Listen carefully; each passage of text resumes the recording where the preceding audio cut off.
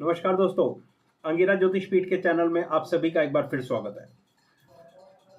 दोस्तों, आप सभी दोस्तों का बहुत बहुत शुक्रगुजार हूं, बहुत बहुत धन्यवादी हूं।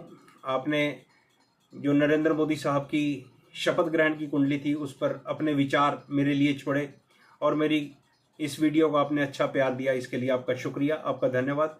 सभी सब्सक्राइबर्स का भी शुक्रिया।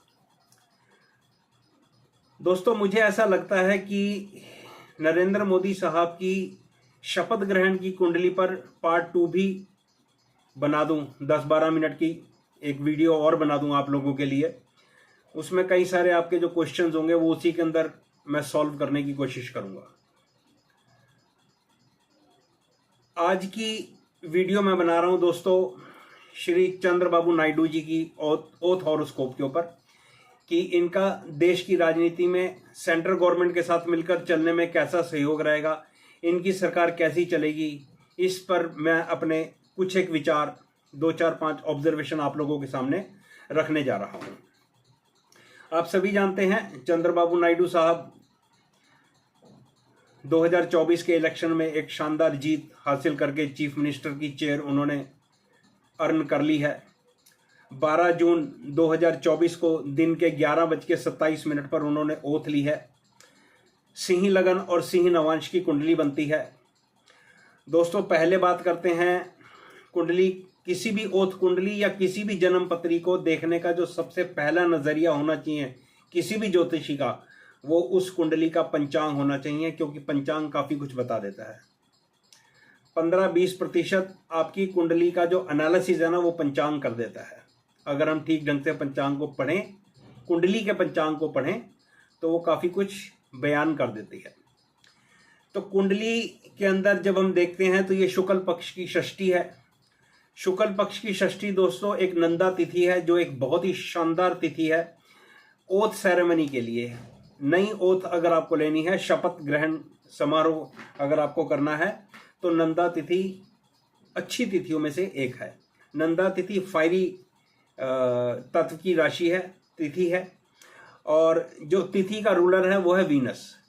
ये वीनस कुंडली का 10th हाउस लॉर्ड है और 3rd हाउस लॉर्ड है, और ये कुंडली में अस्त है। ये वाली स्थिति ज्यादा अच्छी नहीं है। थोड़ी सी बात करूंगा इसके ऊपर भी, अभी मैं पंचांग पे बात कर रहा हूं। और चंद्रमा इस कुंडली के अंदर मघा नक्षत्र का है। मघा नक्षत्र का स्वामी होता केतु, और केतु बैठा है इस कुंडली के 2nd हाउस में। ये नायडू साहब के लिए बहुत अच्छी स्थिति है। ये केतु के कारण और केतु का डिस्पोजिटर 10th हाउस में होने के कारण, एक अच्छे योग में होने के कारण, ये अपने राज्य की जो आर्थिक स्थिति है उसको इंप्रूव करने में सहायक होंगे। ये ग्रह इनकी इतनी बढ़िया मदद करेगा।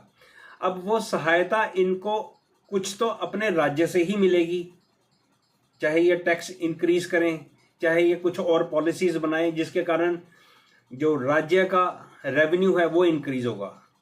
इसके साथ ही मैं एक बात और कह देना चाहता हूं। सेंट्रल पॉलिटिक्स की मैंने बात करी थी नरेंद्र मोदी के साहब के साथ मिलकर।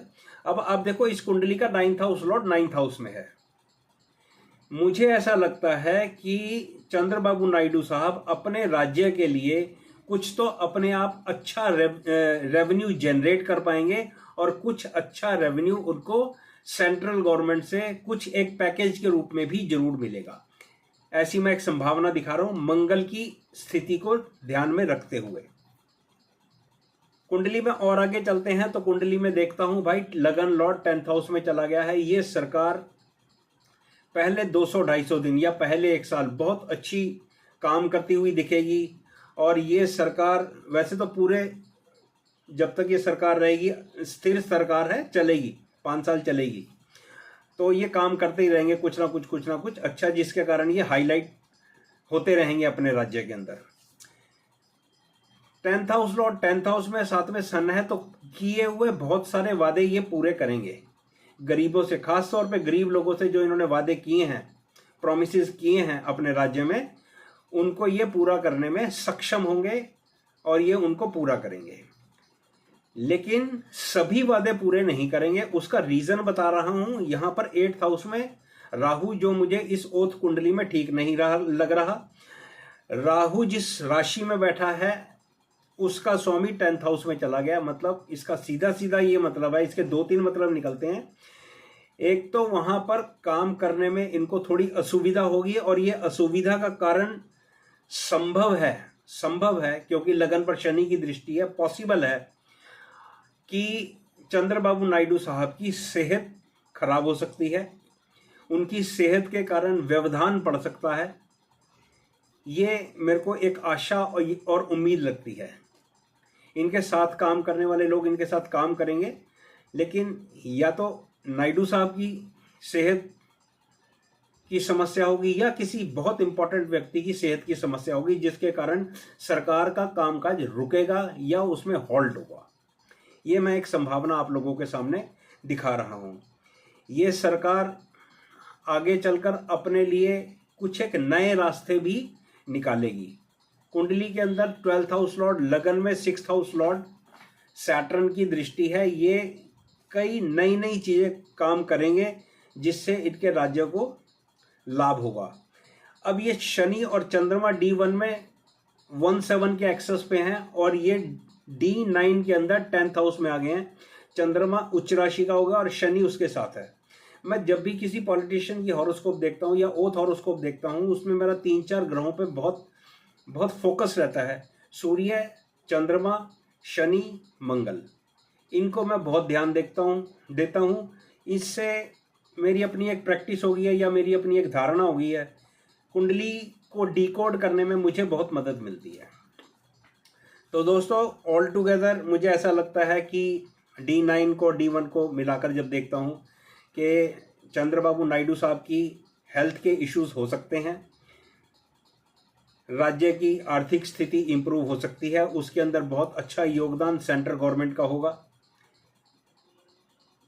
जो वादे इन्होंने जनता से किए हैं वो सभी पूरे तो नहीं करेंगे, लेकिन फिर भी काफ़ी हद तक कुछ एक वादे ये जरूर पूरे करेंगे, जिससे कि ये अपने राज्य में अपनी रेपुटेशन बनाए रखेंगे। तो दोस्तों, ये एक छोटा सा वीडियो चंद्रबाबू नायडू के लिए, उनकी ओथ हॉरोस्कोप के लिए, और देखता हूँ, कोशिश करता हूँ। अगर आप लोगों ने कहा कमेंट में बता दो मेरे को। अगर आप लोग कहते हो तो मैं एक 10-12 मिनट का एक और वीडियो नरेंद्र मोदी साहब की शपथ कुंडली पर एक और वीडियो बना के आप लोगों के सामने रख देता हूँ। उसके अंदर भी कुछ एक पॉइंट जो खराब हैं वो तो उन पे तो बात ही नहीं करी ना। तो हमें हमेशा अच्छे प्रॉस्पेक्ट्स ढूंढने चाहिए जन्मपत्री में। तो और नरेंद्र मोदी साहब के लिए आप ज़्यादा चिंता ना करें, सरकार अच्छी चलेगी। मेरा वीडियो देखने के लिए धन्यवाद।